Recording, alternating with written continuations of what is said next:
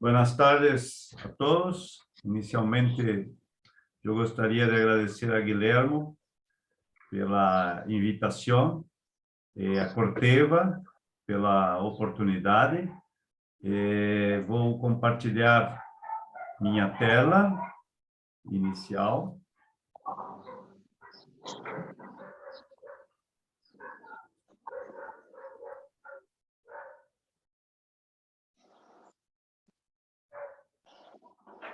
Está compartilhada na tela? Sí, está. Muy bueno. Correcto. Perfeito. Então, nesta oportunidade, vamos falar sobre o manejo de suelo bajo sistema de irrigação. A irrigação está crescendo e é muito importante para que se possa produzir sob distintas condições climáticas. Então, a irrigação funciona como uma seguridade para a produção e é uma ferramenta para que se incremente a produtividade. Pero o incremento de produtividade em sistemas de irrigação possui alguns desafios que queremos abordar com vocês nesta charla. Em nossa programação, vamos falar sobre manejo de solo bajo sistema de irrigação, com pivô, e como dar melhor proveito ao sistema de riego. Professor, sim, se senhor. precisa falar português, fala português. A gente compreende muito bem.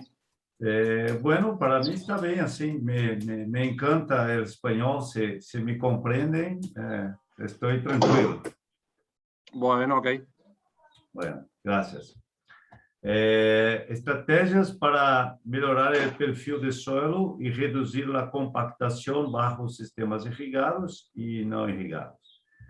E, finalmente, a fertilização e manejo de solo em tempos de fertilizantes com custos elevados.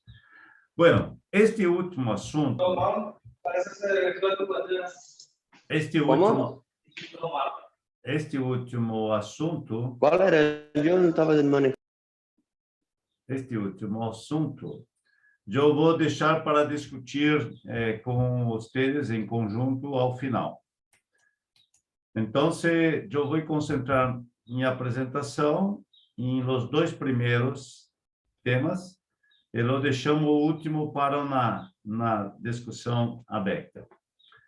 Bueno, o sistema produtivo é uma função da genética que estamos adotando, ao ambiente, e neste ambiente aí está o clima, e junto com o clima, o solo, e o manejo que estamos adotando na lavoura. Há uma interação muito grande entre a genética, as condições ambientais e o sistema de manejo adotado. É erro pensar que, ao suprirmos água, estamos suprindo tudo o que a planta necessita para alcançar altas produtividades. A água é o principal fator de produção, pero necessita estar associado a outros fatores de produção que passam a ser relevantes. Essa é como a lei do mínimo de Liebig. São como 54 fatores que vão determinar a produção, e quando se satisfaz um fator, outro fator passa a ser limitante. Quando atendemos a demanda hídrica da planta, outros fatores passam a ser os limitantes à produtividade. Corteva tem em sua página de web na frase que coloquei aqui: nossa herança é nosso futuro, a terra. A terra fornece 95% dos alimentos que o homem consome. 95%. Existe muito esforço aí para tentar produzir alimentos de outras formas que não utilizem o solo. Pero 95% hoje depende da terra. A terra possui 1/4 de toda a biodiversidade que existe. E até 2050, a disponibilidade de área agrícola por habitante se reduzirá à metade. O solo ideal possui 5% de matéria orgânica, 3 a 5%. 45% de minerais, 25% de espaço destinado a ar, aire, e 25% de espaço destinado à água. Quando manejamos mal o solo, a matéria orgânica pode ser reduzida para 2%, 1,5%. Profesor, Sí. no está cambiando el slide No. para nosotros. Eu estou nesse solo ideal, não é esse? No, manejo de suelo bajo sistema de irrigación estamos nosotros. Vamos de novo, perdão.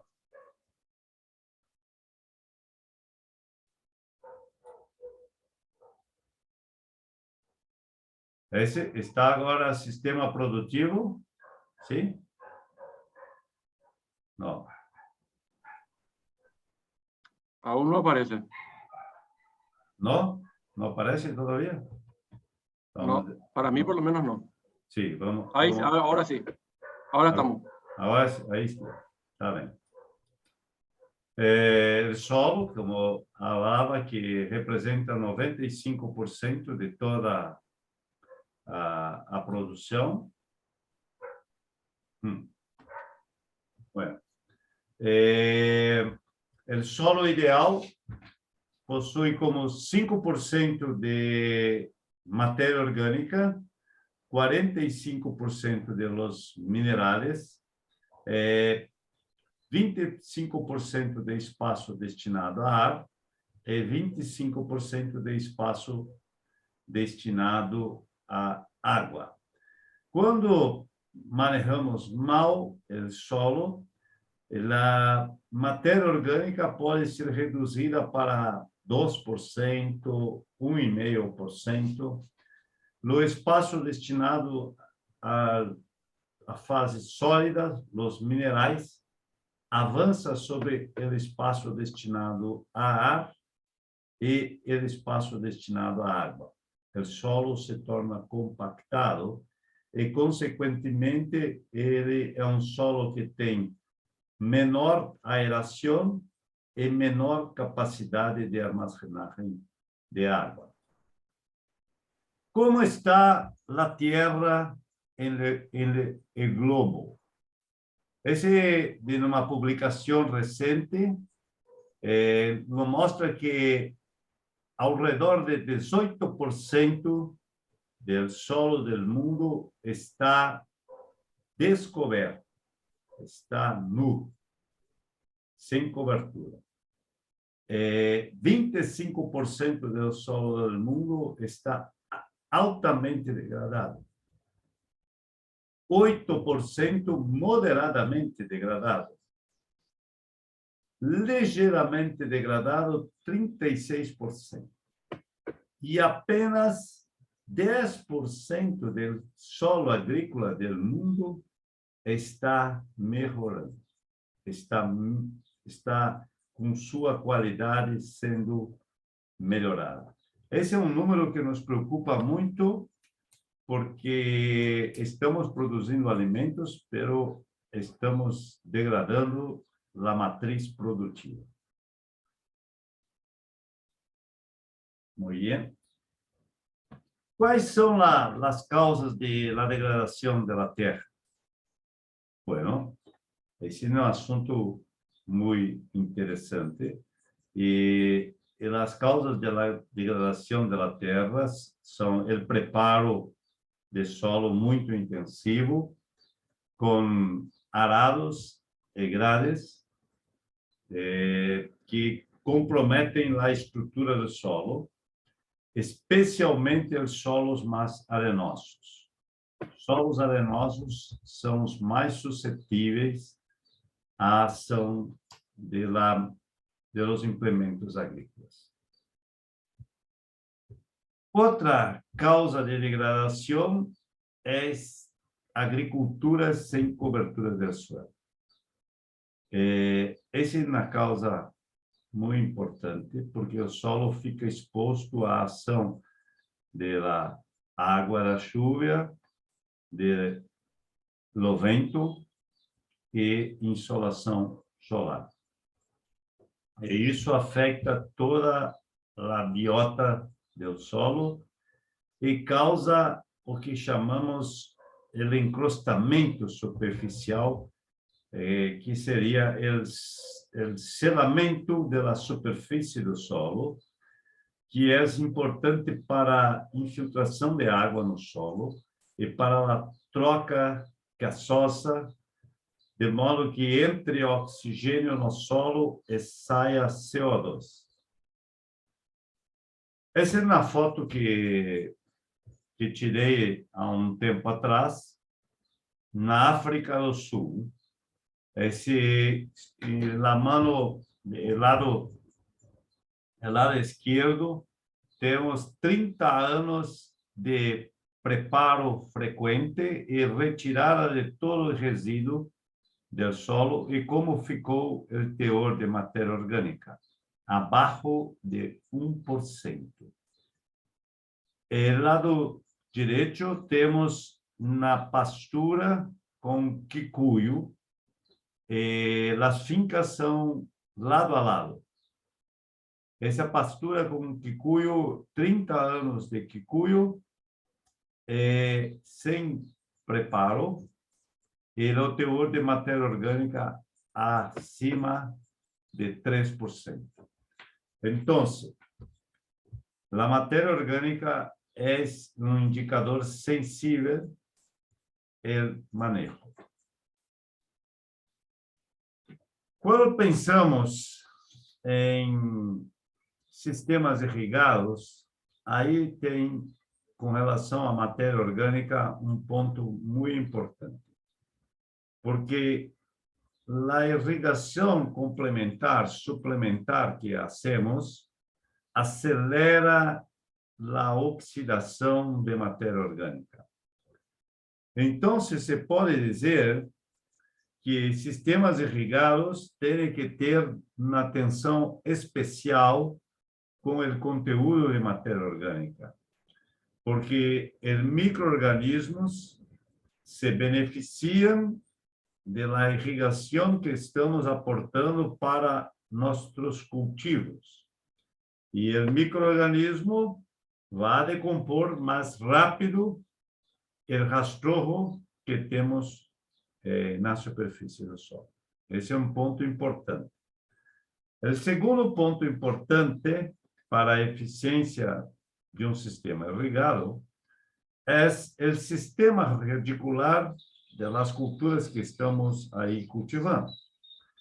Esse é um slide preparado pelo professor Fancelli, de Exalc, São Paulo, há muitos anos, como 3 décadas atrás, nos mostrando que os inimigos do sistema radicular poderiam ser a compactação, a toxidez de alumínio e a deficiência de cálcio. É muito interessante que o professor Fancelli concebeu este slide para solos de sequeiro. E este slide ele é muito válido para solos irrigados, como eu vou mostrar para vocês logo a seguir. O tema é a compactação de solo. Quais são a compactação de solo para a planta? A compactação do solo afeta, primeiramente, o sistema radicular. A compactação do solo restringe a camada de solo que vai ser explorada, restringindo, aprisionando o sistema radicular a uma camada de 15 centímetros, 17 centímetros, abaixo, no máximo 20 centímetros. Esse é um slide que nos mostra isso. A presença de uma camada compactada cá abaixo de nos 15 hasta 30 centímetros, e esta capa compactada se formou ao longo do tempo pelo peso da maquinaria agrícola e a presença de solo úmido. Então, a transmissão de carga ocorre e se concentra nesta camada que sofre a deformação. A resistência à penetração desta camada é alta e as raízes, muitas das raízes, não conseguem transpor esta camada. Então, a consequência disso é que temos uma grande concentração de raízes nesta camada de 15 centímetros.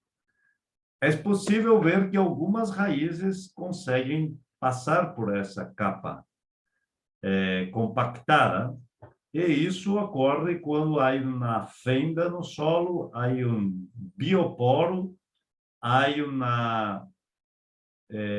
um bioporo de corós, de minhocas, de fatores como este. Pela grande maioria das raízes, se queda concentrada nos primeiros 15 centímetros.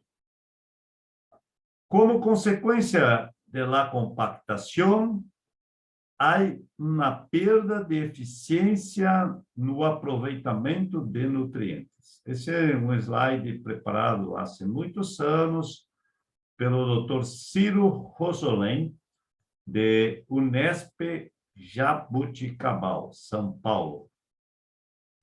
E nos mostra que, à medida que a compactação do solo vai ficando maior, representada cá pela densidade do solo, a eficiência de aproveitamento de nitrógeno, potássio, cálcio e especialmente fósforo cai drasticamente, de modo que perdemos muito da eficiência do aproveitamento de nutrientes, notadamente o fósforo, em situação de solo compactado.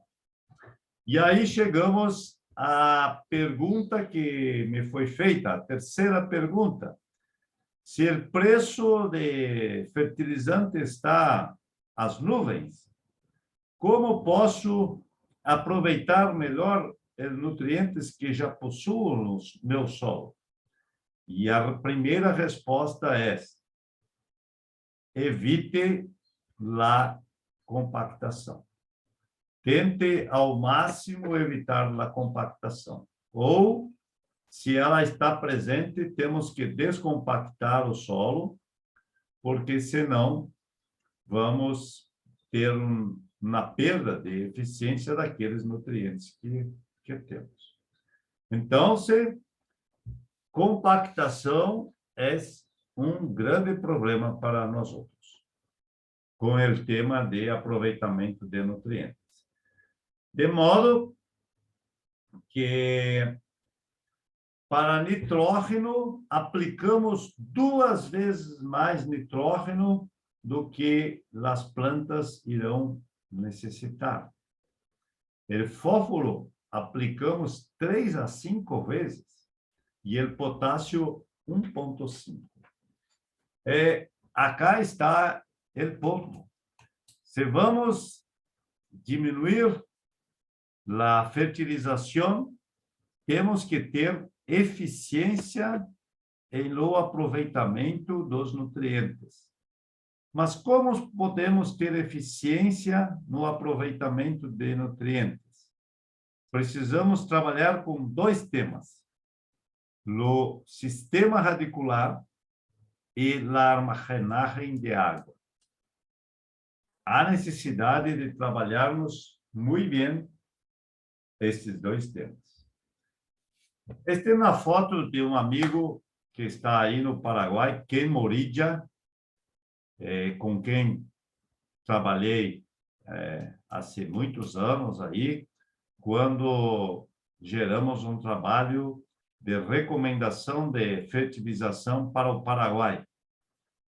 Um trabalho financiado pela CAPECO, Câmara Paraguaia de Exportadores de Oleaginosa.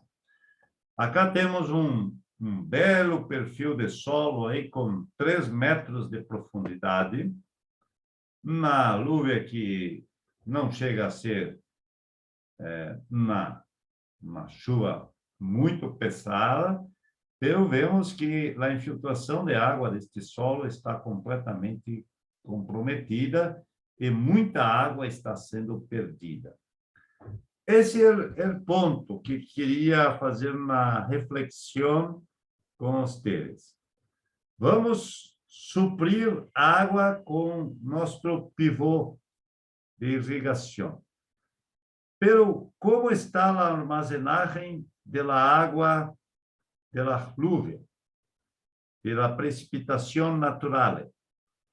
Se estamos numa área com pivô, pero o solo está compactado, significa que parte da chuva vai ser mandada embora de nossa área, como estamos vendo acá. E a demanda pelo pivô vai ser maior. Vamos ter que ter maior frequência de riego, porque estamos com a área de pivô compactada. Então, estamos fornecendo água de uma maneira e estamos desperdiçando água de outra maneira.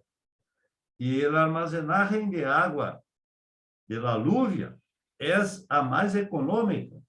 Estamos substituindo uma fonte econômica de água por uma fonte mais cara. Então, o ponto que quero dizer acá é que o agricultor que irriga tem que ter o mesmo cuidado com a infiltração de água que o agricultor que não irriga. E esse é um ponto clave. Outro ponto clave é a formação de perfil. Muitos de nossos solos de Sudamérica têm o subsolo abaixo de los 20 centímetros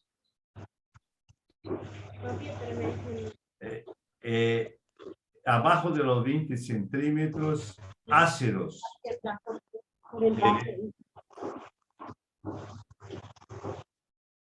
Pronto. Perdão, Rafael. O que significa ácido? Significa que tem baixo cálcio e elevado alumínio. Nem todos os solos têm alto alumínio. Eu estou aí me lembrando de Naranjal, de Campo Novo, são solos que não têm muito alumínio em profundidade. Pero outros solos, sim, possuem alumínio.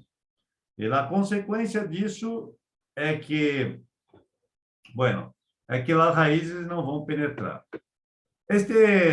Fizemos com uma empresa parceira nossa, uma taxa de infiltração de água nesta finca. Esta finca tinha uma taxa média de infiltração de água de 15 milímetros por hora. 15 milímetros por hora. A taxa de infiltração de água natural deste solo é 100 milímetros por hora. Significa que reduzimos em 6 vezes a taxa de infiltração. Se alguém me perguntar assim, professor, o que é a taxa de infiltração? É a velocidade com que a água passa pelo solo. Se a água ficar acumulada no solo, empoçada, olha o que acontece. Aumenta a população no ataque de Fusarium, macrofomina e aspergillus. Então, agora temos um segundo fator a ser considerado. Se o solo está compactado, ele estará mais sujeito a doenças do sistema radicular associado a fungos e bactérias que ocorrem no solo. E isso podemos notar acá. Esse é um ambiente compactado, com alta ocorrência de Fusarium, e aqui é um ambiente de alto potencial produtivo e que a presença de Fusarium foi muito menor. Na outra consequência é que se o sistema radicular é muito raso, não vamos aproveitar a água que está armazenada em camadas mais profundas. Esse é um problema, porque mesmo alguns investigadores acreditam que o sistema de formação de perfil de enraizamento não é importante bajo irrigação. E não é assim. Independente se a área é irrigada ou não é irrigada, necessitamos que o sistema radicular se aprofunde. O sistema radicular se aprofundando vai ter mais acesso à água, as folhas vão estar com estômatos abertos, vai haver trocas, a taxa de fotossíntese vai ser maior e a resistência a estresse será maior. Se a planta está sob estresse hídrico, há um fechamento de los estômatos, há menor taxa de fotossíntese e a temperatura do dossel vegetativo sobe e a planta entra em estresse fisiológico. Esse é o que queremos evitar. Então, chegamos ao ponto. Em nosso pivô, o solo está morto ou o solo está vivo? Esse, para mim, é o grande ponto. Desgraciadamente, em muitas áreas de pivô, se há pressionado o sistema demasiadamente com cultivos de curta duração, com baixa adição de palhada, e aí perdemos matéria orgânica, compactamos o solo e a pressão de doenças radiculares aumenta muito. E o solo fica com pouco oxigênio, e isto compromete toda a biota. Eu posso lhe dar uns exemplos que recentemente, este mês passado, aí, outubro, estive num pivô em Brasília, o pivô de hortaliças. o nematóide estava aí com 5.000 ovos viáveis e adultos, quando o máximo tolerável seria como 400. Então, tinha 10 vezes mais pressão de nematóides e o produtor me dizia que a produção estava cada vez mais cara porque se tinha que usar muitos químicos e estava muito difícil a situação. E aí você tem que olhar para trás e ver o histórico de manejo do pivô. Houve decréscimo de matéria orgânica, houve na compactação, houve baixa adição de carbono, matéria orgânica, a vida do solo se perdeu, se quedou, e agora temos uma pressão bárbara de patógenos. Então, isso é que queremos evitar. Quando falamos de carbono, de matéria orgânica, o carbono é o principal constituinte da matéria orgânica. 48% da matéria orgânica aí é carbono. O carbono entra no solo através dos resíduos pastosos, através de resíduos animais, de rizodeposição, que são os exudatos das raízes, e as próprias raízes. Estas são as fontes de carbono para a matéria orgânica do solo. As fontes de perda de matéria orgânica são a oxidação biológica ocasionada pelos micro-organismos, a remoção de carbono da área através de pastejo, através da remoção de grãos, a erosão e um pouco de lixiviação, de carbono dissolvido. As principais perdas são por oxidação, por remoção e por erosão. Essas três. Como reduzir a oxidação? Evitando misturar o resíduo com o solo, evitando o preparo. Como reduzir a remoção? Procurar retirar somente o grão da área e controlar a erosão. Estudos conduzidos há um bom tempo acá em Porto Alegre, na URGS, pelo colega Simélio Maier, encontraram uma relação linear entre a adição de carbono pelos sistemas de cultura com o carbono na camada de 0 a 20 centímetros. E, graças a essa relação, se estabeleceu que se deveria adicionar 12 toneladas por hectare de resíduos vegetais por ano. 12. E aí estamos nós com o déficit de carbono em muitas áreas de pivô. Porque aí se temos feijão, soja, hortaliças, culturas com baixa adição de carbono, e mantemos o solo úmido, a oxidação biológica vai ser muito alta e vamos consumir a matéria orgânica do solo. Se vocês me perguntassem, maestro, professor, qual é a área que necessita maior aporte de carbono? A área de sequeiro ou a área irrigada?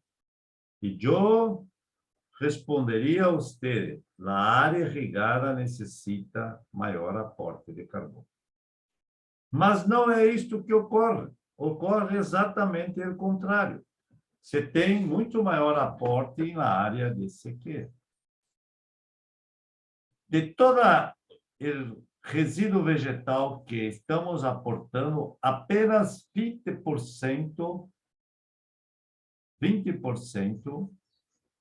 vai formar matéria orgânica.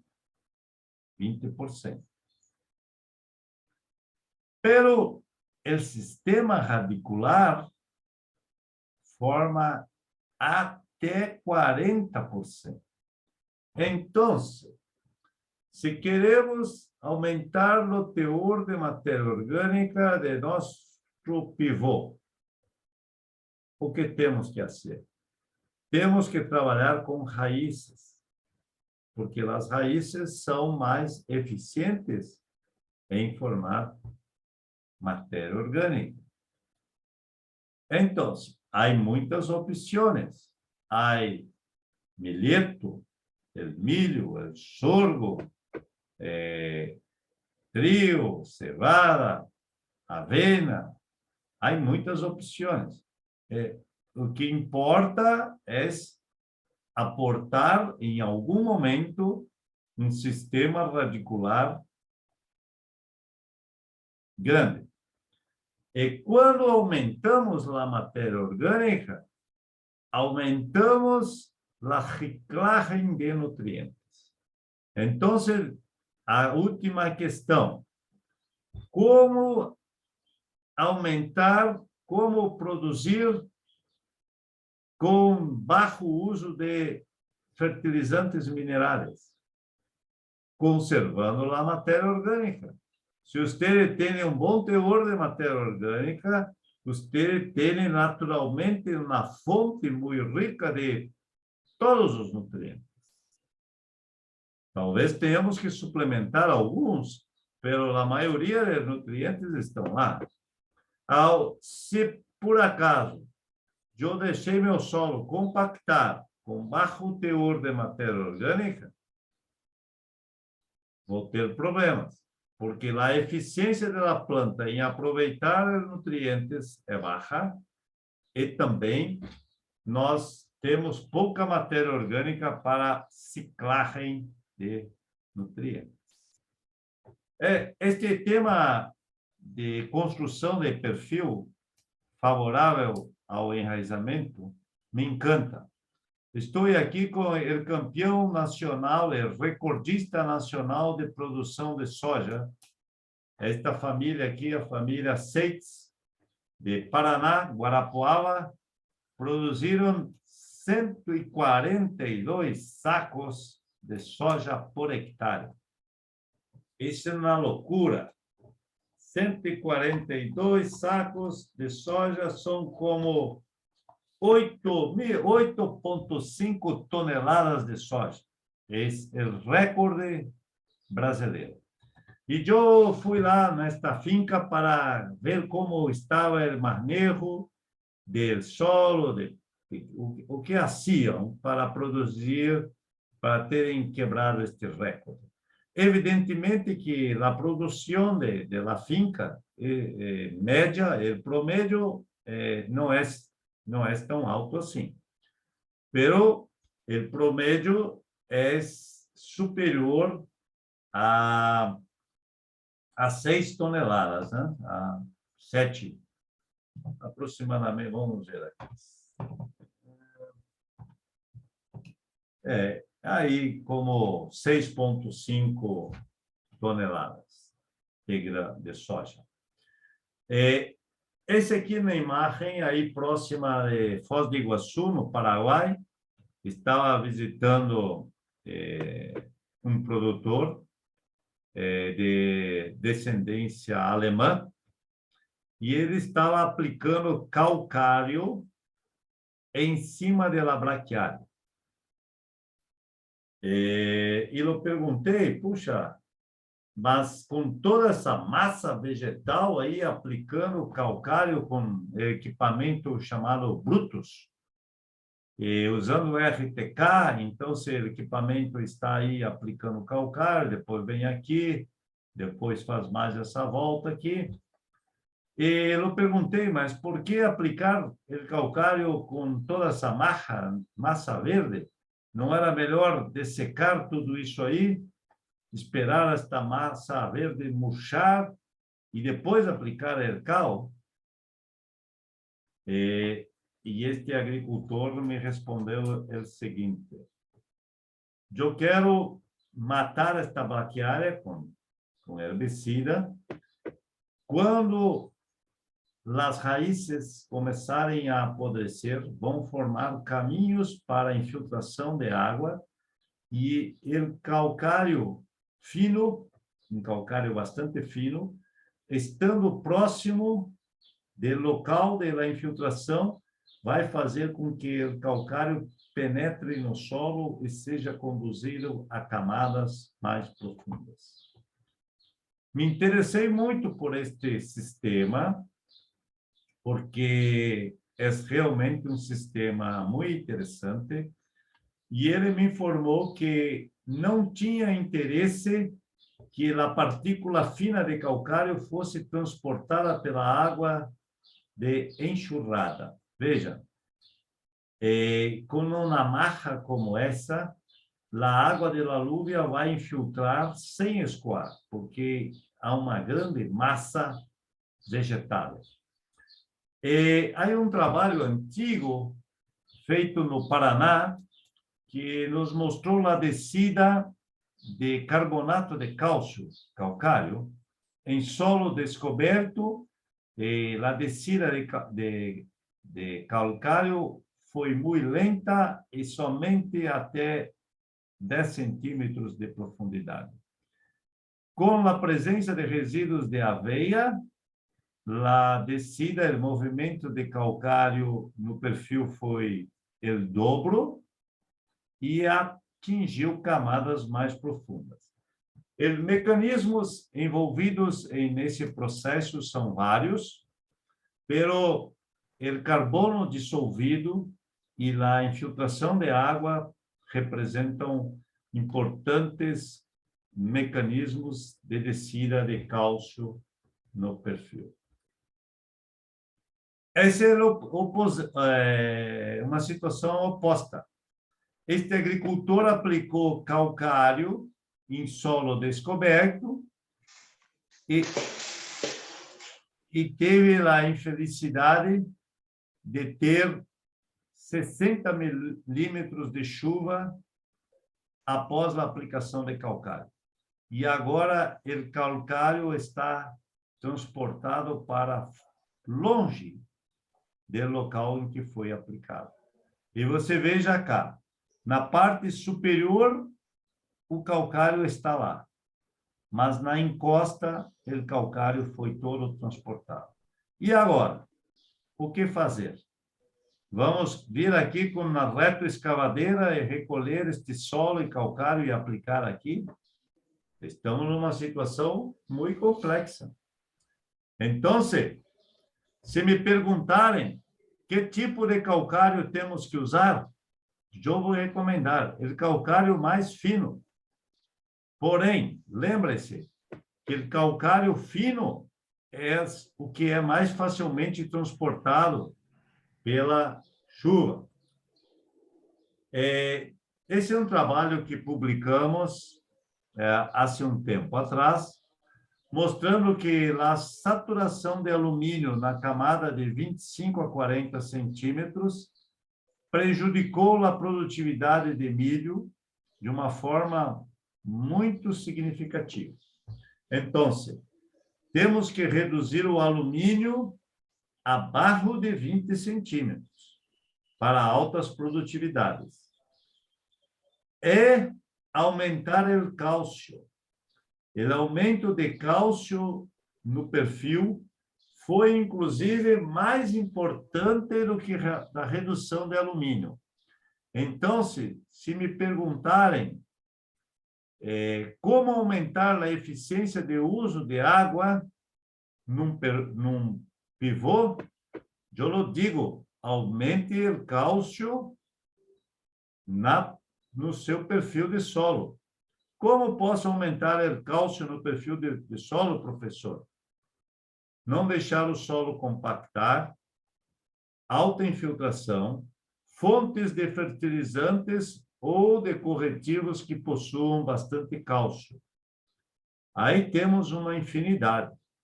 Temos calcários com alto PRNT, temos o gesso, temos óxidos de cálcio e temos fertilizantes que possuem cálcio e enxofre, que vão nos ajudar a fazer esse papel. O pivô necessita muito cuidado com a adubação de sistemas. Ou seja, temos que ir corrigindo as deficiências nutricionais do pivô à medida que vamos ter os diferentes cultivos. O estímulo ao desenvolvimento radicular, uma aula que Guilhermo, o professor Elmar Floss, colocou estes nutrientes como sendo os mais importantes para o desenvolvimento radicular. O cálcio, que está envolvido na multiplicação celular da raiz, o fósforo, que fornece energia para a planta, o nitrógeno, açufre, boro, manganês e zinco. Então, vamos de novo. O cálcio, o fósforo, nitrógeno. Azufre é difícil de manejar, porque é muito móvel. Boro é difícil de manejar, porque é muito móvel também. Vamos a ver algumas situações. Há um trabalho feito em Goiás, por uma cooperativa muito importante, a Comigo, e nos mostrou o seguinte: se o teor de fósforo está alto nos primeiros 10 centímetros e está muito baixo, abaixo dos 10 centímetros, há uma limitação à produtividade. E quando temos um teor de fósforo bueno na camada de 0 a 10, e pelo menos a metade na camada de 10 a 20, alcançamos as maiores produtividades. Alguém vai me perguntar, por que, professor, uma alta concentração de fósforo na camada de 0 a 10 comprometeu a produtividade? E eu vou lhe dizer, o fósforo é o principal nutriente que estimula o crescimento radicular. Se você coloca muito fósforo numa camada superficial, esse é um estímulo químico ao crescimento superficial de raiz. Então, o que estou falando? Eu posso ter barreira física ao aprofundamento do sistema radicular e posso ter uma barreira química. A barreira química pode ser alto alumínio em profundidade, baixo cálcio e grande concentração de fósforo na camada de cima. Este é o cenário da tempestade perfeita, porque o sistema radicular vai ficar aprisionado em somente uma camada.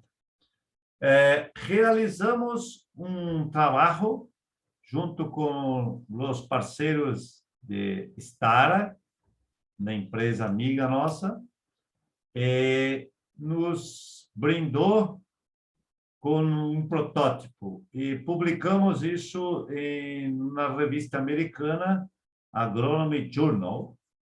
O trabalho consistia de colocação de fósforo afeta o crescimento radicular de soja e a tolerância à seca. Neste trabalho, tivemos um protótipo de La Stara, que consistia de um escarificador que colocava o fósforo a 20 centímetros de profundidade.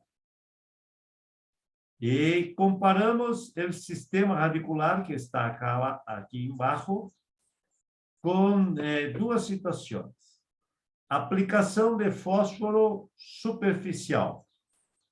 A grande concentração de raízes ficou nos primeiros 10 centímetros. 80% das raízes ficaram em los 10 centímetros. Quando colocamos o fósforo a 20 centímetros, houve uma melhor distribuição das raízes, especialmente em profundidade, as quais foram aumentadas de 2 a 3 vezes mais raízes em profundidade. É interessante notar que em verde era a condição sem sequia. Não houve diferença de produtividade. Pero, quando tivemos déficit hídrico, o sistema radicular mais superficial foi o que mais sofreu com a sequia. Então, a questão agora vai para o pivô. Temos que aprofundar esse sistema radicular no pivô. Então, quando for possível, utilizar uma botinha, utilizar um facão para colocar o fósforo um pouco mais profundo. Porque o fósforo mais profundo vai estimular as raízes a se aprofundarem. Então, isso não é fácil de fazer, mas é uma coisa importante, porque há um estímulo químico ao aprofundamento do sistema radicular. Bueno, alguém vai me dizer, professor, eu não quero trabalhar com botinha, não quero trabalhar com facão, nada disso. Bueno, temos métodos biológicos, o nabo forrageiro. A Universidade de Maryland, nos Estados Unidos, fala que o nabo forrageiro pode ser o biodrilling, a furadeira biológica do solo. Pode nos ajudar muito a melhorar fisicamente o ambiente do solo. Eu conheço um trabalho aí feito no Paraguai, CETAPAR, que mostrou que não encontrou benefício de nabo forrageiro em melhorar, em aliviar a compactação. Bueno, você sabe que se pode ter diferentes tipos de resultados, mas há muitos resultados mostrando que o nabo forrageiro, sim, ajuda a melhorar a condição física do solo. O outro método que permite aprofundar o sistema radicular são os bioporos, as raízes, as minhocas, lombrices, que vão criar bioporos, canais pelos quais as raízes vão se aprofundar. Então, aqui nós temos na leguminosa cultura de cobertura, que aprofundou o sistema radicular, foi na raiz pioneira, e a raiz de feijão, achou este bioporo e cresceu mesmo num solo com maior resistência à penetração. Então, de novo, reforça o papel das raízes. Canola, nos Estados Unidos, e soja crescendo exatamente aonde cresceu a canola durante a entre-safra. Nós fizemos um experimento para tentar entender um pouco melhor como funcionavam essas coisas. E eu vou lhe mostrar o tipo de resultado que tivemos. Fizemos uma intervenção física com escarificador. Fizemos uma intervenção química com calcário mais gesso. e eu sei que o gesso está muito caro aí no Paraguai, acá em Brasil também, mas aí no Paraguai o preço está proibitivo. E usamos o método de consórcio de culturas de cobertura, o mix de culturas de cobertura. Usamos isto isoladamente e de forma conjunta. O experimento foi conduzido acá, em Rio Grande do Sul, apenas para mostrar um pouco da área. E agora eu vou devagarito acá, para que vocês possam me acompanhar. Aí está. Então, o testemunho, o check plot era em solo compactado, tá? Tá bem? Solo compactado. Avena negra em solo compactado. Esse era a nossa testemunha. Aplicamos gesso em solo compactado. Não logramos sucesso. É fácil entender. Você fornece cálcio, mas a infiltração é muito baixa. Então, não houve bom efeito. A escarificação mecânica, bueno, esta estatisticamente foi melhor, mas não foi o teto do experimento. Gesso mais escarificação. Opa, agora o gesso funcionou bem, porque rompemos a camada compactada e adicionamos cálcio, e aí tivemos um melhor resultado. Solamente plantas de cobertura. Não tivemos, foi melhor que a testemunha, pero ficou um pouquinho abaixo da escarificação mecânica com gesso. Foi igual à escarificação biológica, foi igual à escarificação mecânica. Então, o agricultor poderia escolher qualquer uma. Gesso mais plantas de cobertura. Neste caso aqui, não houve a interação que esperávamos. Tratamento 7. Escarificação mais plantas de cobertura. Opa! Agora sim, tivemos uma grande resposta. E acá quero que... Eu estou trabalhando muito com isso em pivôs, fora de pivô, quando estou em uma situação de solo compactado. Eu tenho feito o seguinte: escarificar e imediatamente ter uma planta de cobertura com sistema radicular bem agressivo. Esta é uma combinação poderosa. Não adianta somente escarificar mecanicamente o solo.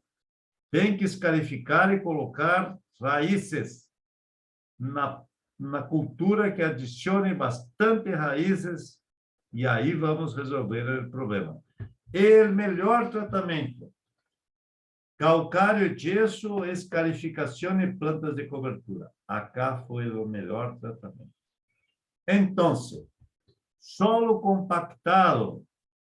Se vocês decidem entrar com um escarificador mecânico, por favor, associe calcário e associe planta de cobertura. Aí vamos realmente resolver o problema. Na área que não estava compactada, usamos os mesmos tratamentos, a mesma finca. E o que aconteceu? A escarificação mecânica, inclusive, diminuiu a produtividade.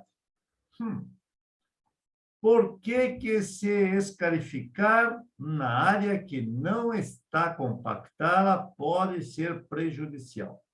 Eu vou lhe dizer: oxidação da matéria orgânica pela entrada de oxigênio e perda da umidade do solo. E, finalmente, dificuldade de ter estande de planta. Então, esses são 3 fatores. Há um quarto, que é trazer solo de camadas profundas, solo menos fértil para a superfície. Estes 4 fatores aí explicam por que a escarificação deve ser usada com muito critério.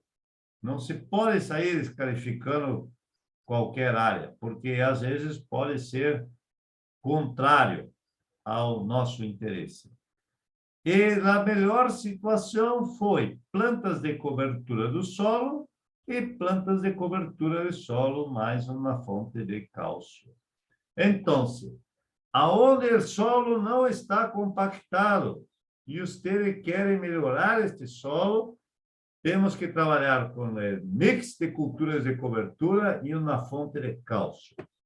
Aonde o solo está compactado, aí temos que entrar com todo o arsenal que possuímos para enfrentar este desafio. Acá está um produtor, amigo meu, Rogério Pacheco, um grande amigo. Eu acompanho sua finca há mais de 10 anos. E acá está com 5 culturas de cobertura. 2 tipos de nabo. O nabo, chamamos nabo japonês. O nabo com raiz grossa. Avena negra, ervilhaca e centeio. E veja que maravilha de cobertura. Há um estudo recente de Cotrufo, uma microbiologista italiana que está nos Estados Unidos, é professora nos Estados Unidos, e ela tem um trabalho muito interessante. Acá, quando adicionamos resíduos de alta qualidade. O que são resíduos de alta qualidade? Nabo forrageiro, ervilhaca, trevos. E acá, quando adicionamos resíduos de baixa qualidade, vamos dizer, na palhada de avena seca, maíz, cana-de-açúcar, alta relação CN. E acá nos mostra o que acontece com a atividade biológica desses tipos de resíduos. Resíduos de baixa relação CN resultam em muito mais bioprodutos. O que são bioprodutos? São produtos liberados da decomposição deste resíduo.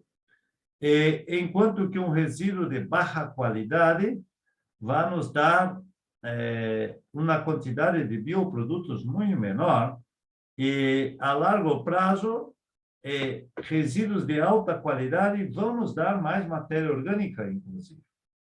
Essa é uma teoria que está sendo estudada, mas que reforça que o melhor sistema seria o mix, porque o mix combinamos diferentes qualidades de resíduos e aí estamos atendendo a toda uma população de micro-organismos que habitam o solo. Outro trabalho americano que nos mostra isto. Se trabalhamos com trigo, temos determinados organismos que se adaptam melhor ao trigo. Se trabalhamos com ervilhaca, já muda o tipo de organismo que vai habitar o solo com ervilhaca.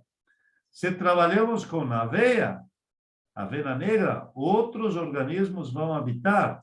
Se trabalhamos com trevo, outros organismos.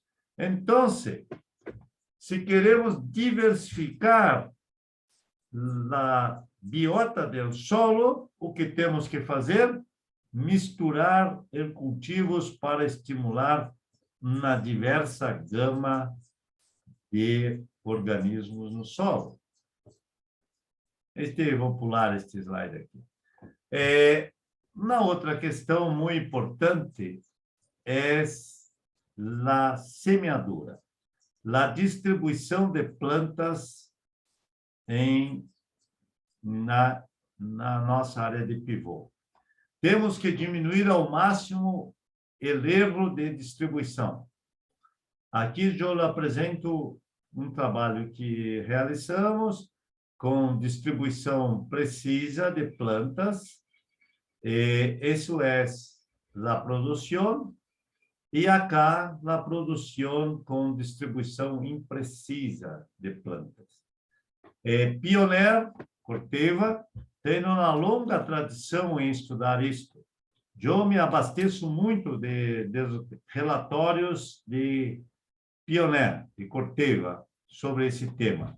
A dominância de plantas, embora acá você tenha uma planta que produziu muito, não compensa o que se perde dos vizinhos. O que temos que buscar é isto acá. E isto se consegue com uma semeadura muito bem feita. Outro problema é emergência tardia de milho, que pode custar 5 a 7 dias de atraso em relação ao primeiro grupo, pode nos dar aí 10% de prejuízo, um decréscimo de 5 a 6 sacos. Então, são essas as coisas que temos que cuidar. Atingir a população-alvo, cuidar da distância de uma planta a outra, equidistância, a singulação e emergência uniforme. Como conseguimos isso? Somente com máquinas, com pneumático, com sementes de alta qualidade, mas com solo, com baixa pressão de patógenos, boa estrutura, com boa armazenagem de água. Então, o assunto é muito interessante. Que tipo de erro temos na distribuição de plantas? Bueno, esta planta era para estar acá, agora ela está muito acerca de la vizinha. Acá simplesmente faltou uma planta. Foi consumida por um ataque de Pichon fusarium, adoeceu e morreu. E acá a população foi errada. Então, a pergunta é: como eu uso mais eficientemente a água do pivô ou os nutrientes na área, distribuindo precisamente as plantas? Esse tipo de erro compromete a eficiência do pivô e compromete a eficiência da água. É simples entender. Se tenho 2 plantas acá, como vou nutrir bem essas 2 plantas? A exigência de fertilidade acá vai ser muito mais alta do que se tivesse a planta no local certo. O tema da dominância sempre é uma preocupação muito grande, e acá nós temos na planta de maíz em V5, um pouco exagerado, V5, vai acá V5, V4 e V3. Então, esse é um problema. Bueno, eu vou apresentar agora, para concluir minha charla, na parte mais aplicada. Eu participei como coordenador técnico de um projeto que se chamava Clube de la Irrigación. E se selecionou pivôs em diferentes partes do estado de Rio Grande do Sul. Ao norte, ao centro, onde estou, Santa Maria fica por acá, e ao sul do estado. E acá estão as áreas de pivô que trabalhamos. O que fizemos nestas áreas de pivô? Nós introduzimos o conceito de semeadura precisa, com semeadoras pneumáticas, com todo o controle de queda de sementes ao solo. Introduzimos sensor de nitrógeno, o sensor de la Yara. Trabalhamos com condutividade elétrica, sensor Veris. Trabalhamos com leituras de clorofila. Trabalhamos com mapas de colheita, mapas de rendimento, de produtividade. E geramos mapas em todos os pivôs. Realizamos coleta de solos georreferenciadas, uma amostra por hectare, com 10 repetições, em alguns casos até 4 amostras por hectare. Analisamos a resistência à penetração de solo, como estava a compactação. Realizamos semeadura com distribuição precisa de sementes. Utilizamos sensor de nitrógeno para aumentar a eficiência de uso de nitrógeno. Utilizamos condutividade elétrica aparente para determinar textura e compactação do solo. Definimos ambientes de diferente potencial produtivo no pivô e geramos mapas de rendimento. Eu vou lhe mostrar o tipo de resultado que encontramos. Este acá é o cálcio, a saturação de cálcio em la CTC. Saturação de cálcio abaixo de 40% é essa área em roxo. 61% da área estava com saturação de cálcio baixa. Então, eu lhe diria o seguinte: o processo de acidificação do pivô é mais rápido do que a área de sequeira. Isso foi uma grande surpresa, inclusive para os produtores, porque na maior parte dos pivôs amostrados havia acidez de solo. E nós perguntamos ao agricultor por que ele estava deixando ocorrer isto, e nos disseram: bueno, estamos manejando o calcário como todas as áreas, não era época ainda de aplicar calcário. Eu não compreendo por que minha área de pivô está mais ácida. E as respostas para essas são várias. O uso mais intensivo de adubos nitrogenados, exportação de grãos maior, o processo de lixiviação de bases. Então, eu diria que o agricultor tem que prestar mais atenção em la manutenção do pH, do pH, em la manutenção do equilíbrio de cátions, cálcio, em pivô, porque o processo de acidificação é intensificado. E outro fato interessante é a variabilidade espacial do potássio. Todos os pivôs que mostramos tinham saturação de potássio abaixo de 3%. Então, calcário e potássio foi muito demandado. Outros nutrientes que tivemos que trabalhar: enxofre, açufre, boro, e nutrientes que são muito fáceis de serem movidos, e quando temos irrigação complementar, aí perdemos estes nutrientes. Este aqui é a resistência à penetração, o mapa de resistência à penetração do pivô. Se notou que algumas áreas do pivô estavam aí com resistência à penetração maior. Então, agora temos que decidir o que é a ser, né? Vamos utilizar na planta de cobertura, vamos usar na botinha, vamos escarificar o pivô. Bueno, são a decisão. Talvez pudéssemos esperar este mapa ficar mais roxo pela resistência à penetração. É uma informação muito útil. Há levantamento acá em Rio Grande do Sul que 70% do pivô de Rio Grande do Sul estão compactados. Se este número, 70%, está correto, estamos desperdiçando água e nutrientes e comprometendo o sistema radicular. Temos que resolver isso.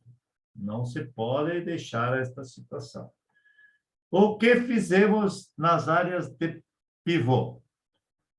Equilíbrio de bases, correção de camadas subsuperficiais, elevação nos teores de fósforo e potássio, eliminação da compactação, aluvação nitrogenada com base em sensores, definição de zonas de manejo, ajuste de população de plantas e irrigação por zona de manejo que pretendíamos fazer no futuro. Desgraciadamente, o projeto foi descontinuado, mas os resultados foram muito interessantes. Acá está estratégias para aumentar a infiltração, reduzir a erosão, aumentar a matéria orgânica, aumentar a ciclagem de nutrientes e armazenamento de água. O que podemos fazer? Policultivos, aumento da palhada, aprofundamento do sistema radicular. Estas são estratégias que podemos fazer em nossos pivôs. Eu vou lhe mostrar um pouco da produtividade que obtivemos. Esse é o mapa de colheita do pivô. Observem que há uma variabilidade de produtividade muito grande. Isso preocupa. E este outro pivô e a variabilidade de produtividade que temos. Acá não estava tão variável, pero havia muito poucos pontos de altíssima produtividade, o que também nos preocupa.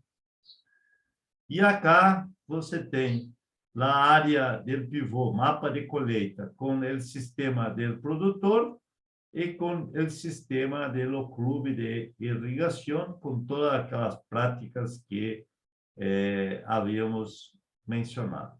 Deixa-me destacar um pouco sobre isto. O que aconteceu? Primeiro, as zonas de baixa produtividade, que provavelmente era compactação, solo com falta de cálcio, potássio, enfim. Estas zonas praticamente desapareceram acá. As zonas com altíssima produtividade, que acá praticamente não ocorriam, passaram a ocorrer na área manejada. Então, o que se espera se fizer um bom manejo em área de pivô? Diminuir as produtividades mínimas que estão empurrando o promédio para baixo e aumentar as produtividades máximas que vão fazer com que a média de pivô aumente. Essas foram duas coisas que conseguimos, que logramos com o manejo. Com isto, eu agradeço muito a oportunidade que Guilherme me proporcionou. Eu espero que o portunhol não tenha sido inconveniente a vocês. Me encanta toda vez que vou ao Paraguai. Eu tenho agora uma invitação para ir de 11 a 15 de dezembro. Estarei aí no Paraguai, dando uma gira em produtores e fazendo algumas charlas. Me encanta cada vez que vou ao Paraguai. Roraima, Paraguai. Muitas graças, senhores. Muchísimas gracias, profesor. La verdad estuvo muy interesante la charla. No sé si tenemos un tiempito para algunas preguntas, si la gente tiene algo para consultar. Sim, senhor. Temos o tempo aí, estou à disposição. e espero tê-los instigados a entenderem que o suprimento de água é muito importante, pero necessita ser associado com outras práticas que o agricultor muitas vezes menospreza. E menospreza porque muitas vezes na ânsia de convencê-lo a comprar o pivô, muitas vezes lo dizem para o agricultor. Agora que tem irrigação, todos os seus problemas estão resolvidos. E não é assim. De fato, para termos eficiência no pivô, temos que ter um manejo aprimorado. E atenção para alguns processos que ocorrem com maior intensidade em áreas irrigadas. E estes processos são reacidificação de solo mais rápida, decréscimo do teor de matéria orgânica mais rápido, ocorrência de patógenos de solo com maior intensidade se não fazemos rotação. E, finalmente, a compactação do solo. Eu espero que vocês agora prestem atenção nesses aspectos que são fundamentais. Para mim, foi um aprendizado muito grande trabalhar 3, 4 anos neste projeto. E eu acredito que há muito espaço, um espaço grande, para avançarmos com a irrigação em Paraguai e acá em Brasil também. Estou à disposição. Tomando um matito acá. Mate ou chimarrão? Exato, um chimarrão. Eu tenho acá o tererê, que agora está começando a ficar mais caliente aqui no sul, e aí eu passo para o tererê eu compro aí no Paraguai, quando me vou, pajarito, o tererê com chipa, esse aí é muito bueno. Es bueno, sí, es bueno. Bueno, profesor, acá me hicieron una consulta. ¿El maíz de zafra puede ayudar en algo a la descompactación de suelo? Sim, essa é uma boa questão. Sim, o maíz possui um sistema radicular muito desenvolvido e o maíz, sim, nos ajuda a melhorar a estrutura. Aqueles dados que mostrei com relação ao alumínio, o maíz é sensível ao alumínio. Então, o problema é se você entra com maíz e o solo está muito ácido em profundidade. E aí, o maíz não vai contribuir da maneira que nós outros gostaríamos. Pero a rotação com maíz, sim, ela é boa. Eu tive a oportunidade de acompanhar isto em Nebraska. Nebraska é o centro do pivô, Universidade de Nebraska. E ali me mostraram que, embora eles produziam frijol, soja, o maíz sempre tinha que estar em la rotação. E o problema que estava preocupando muitos outros produtores da região é que alguns agricultores estavam retirando o rastrojo para vender para biocombustível. E aí isso é um problema. Sim, senhor, o magnésio. Cleverson, por favor, Cleverson. Hola, ¿me escuchan? Sí, señor. Bueno, son 25 lotes separados de producción y se suman ya 7 años de registros, ¿no? De todo el proceso. Qué bueno. Y tratando de buscar factores que explican algo de la productividad, de rendimiento.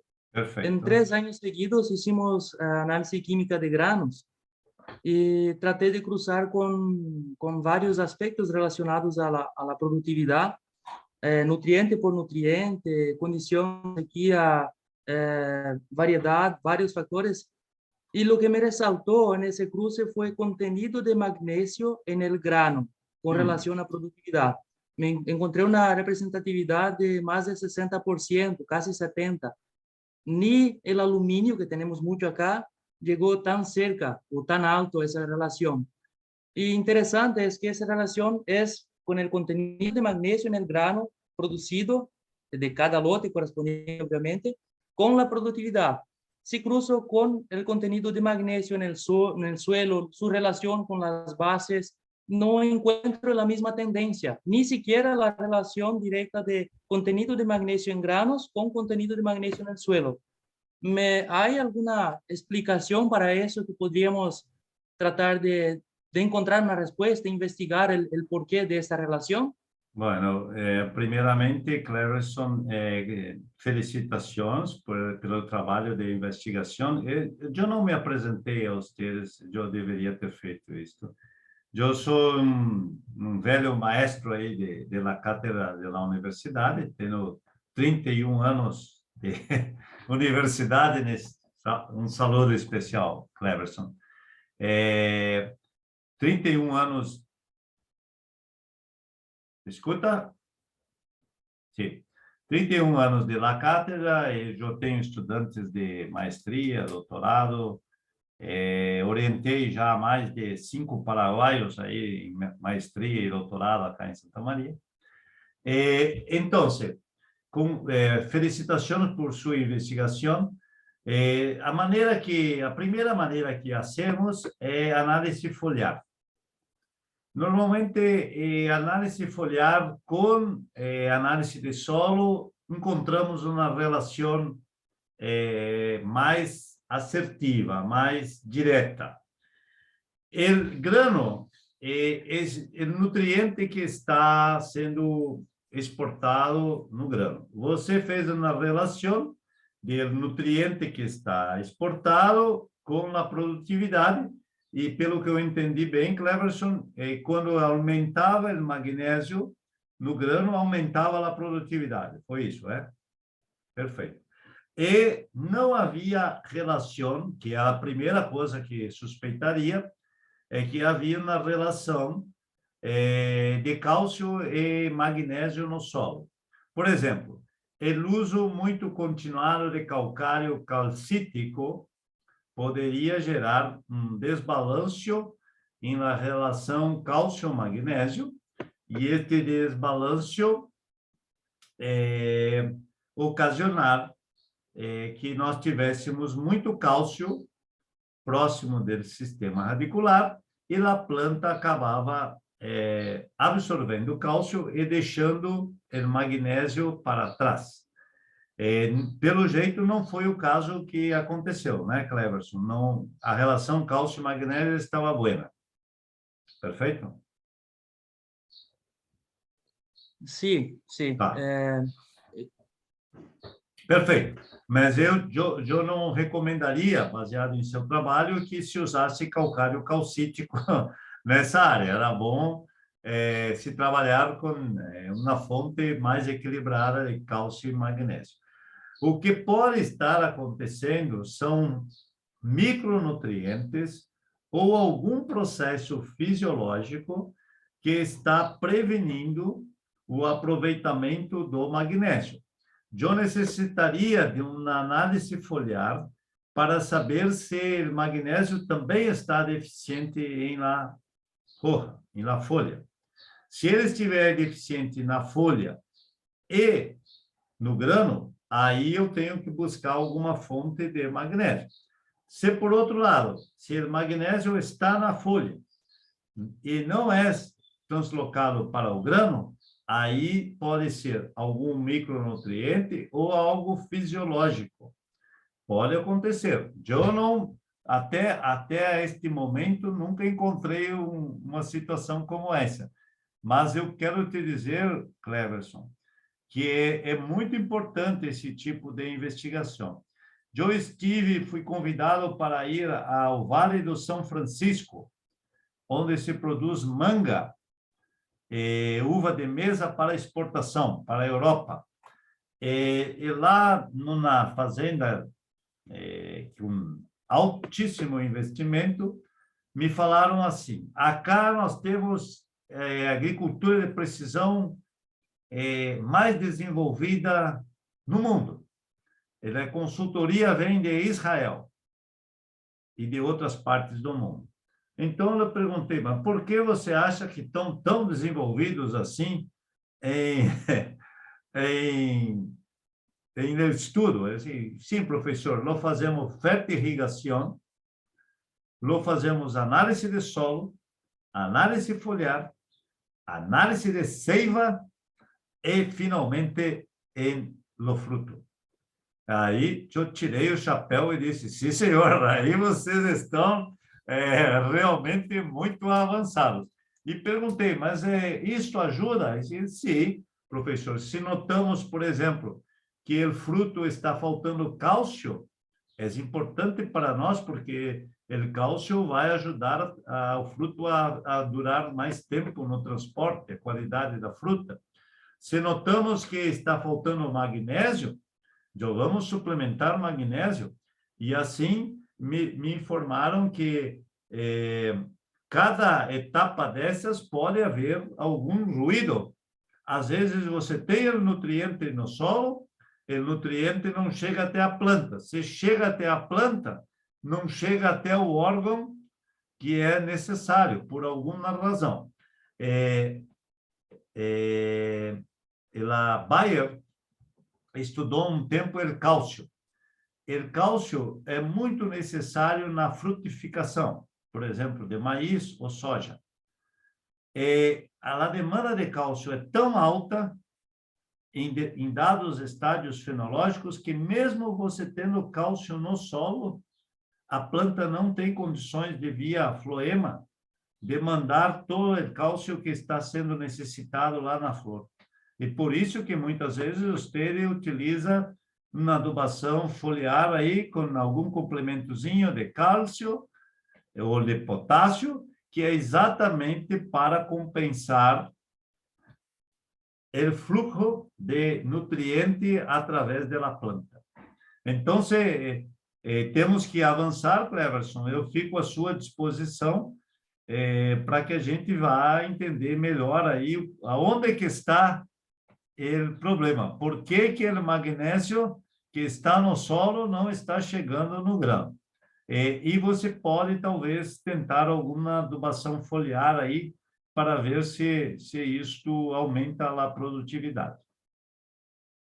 Gracias. Muy bien.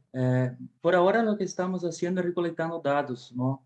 Análisis de suelo, de hoja, todos los años, todos los lotes, de variedades diferentes, y el análisis de grano es algo más reciente, y me quedo muy sorpreso.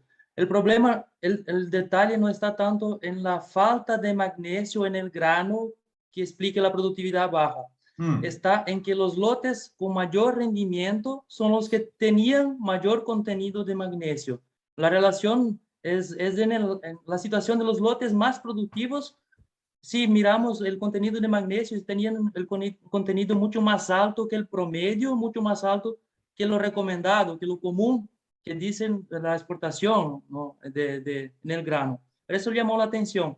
Pero vamos a seguir recolectando datos, haciendo análisis de grano de las zafras siguientes, y ahí, cuando tengamos una cantidad buena para discutir eso, ¿no? Pero el comentario es más bien para encontrar una luz, una tendencia, ¿no? De tratar de direccionar ya la investigación. Perfeito, Cleverson. Mas este é a agricultura do futuro. É data science. Ela é direcionada pelos dados.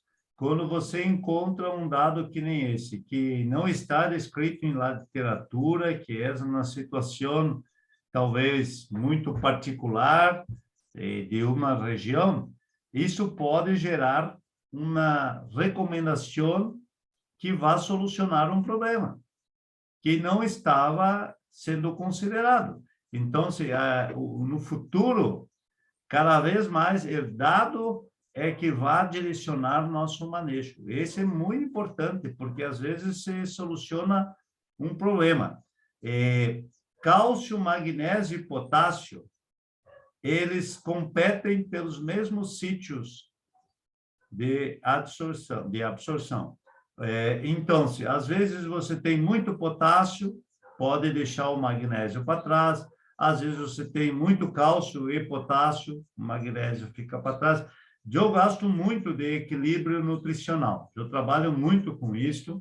Eu acredito, alguns colegas meus dizem assim, não se preocupe com isto, se o cálcio está acima de 4, se o magnésio está acima de 1,5 centimol, se o potássio está acima de 3, esqueça as relações. Eu não penso assim. Eu tenho muitos trabalhos, muitos anos trabalhando com isso. Eu acredito muito no equilíbrio nutricional. E o agricultor deve prestar atenção. E minha experiência com nutrientes no grano é muito pequena, porque somente tinha feito para estudar a reposição de nutrientes. Não tive até este momento a sorte de relacionar isto com a produtividade, mas é uma coisa bastante interessante.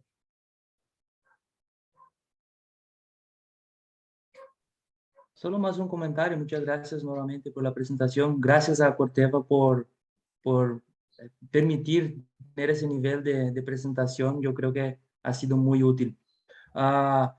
Solo un comentario que quisiera hacer respecto a irrigación. Nosotros estamos en una zona donde el promedio de lluvias anuales son 2.000 milímetros. Hay pocos lugares en el mundo que llueve tan bien, ¿no? Sí, apenas sí. La distribución lo que no es tan buena, ¿no? Entonces, pensar en irrigación en este tipo de ambiente, antes de pensar en aprovechar mejor esta agua, yo creo que seríamos mucho más productivos en dar condición al suelo de almacenar y disponer esta agua a los cultivos. Es un poco de lo que estamos haciendo y es mucho del trabajo que acompaño tu trabajo, profesor, a bastante tiempo. Ya tuve la oportunidad de tener clase contigo ahí en Foz de Iguazú. Sí. Le acompaño tus trabajos há muito tempo, las charlas dejas a tus alumnos en la internet, estoy viendo también. Gracias nuevamente por el aporte, gracias a Corteva, Guillermo, Horacio y toda la gente ahí. Saludos. Muchas gracias y concordo con usted. Con 2.000 milímetros de agua ahí estamos na fartura, porque o maíz vai precisar como 600 a 800 milímetros de água. Então, estamos falando do dobro da água necessária. O problema é a distribuição, porque às vezes você pode ficar aí como 2 semanas com um intervalo entre chuvas, e estas 2 semanas podem nos roubar muitos sacos de produtividade. Então, mesmo com uma distribuição como esta, é muito importante se preocupar com infiltração de água, com armazenagem de água, com cobertura de solo, com matéria orgânica, com compactação e com vida do solo. Esse é um lado mais recente que estou estudando.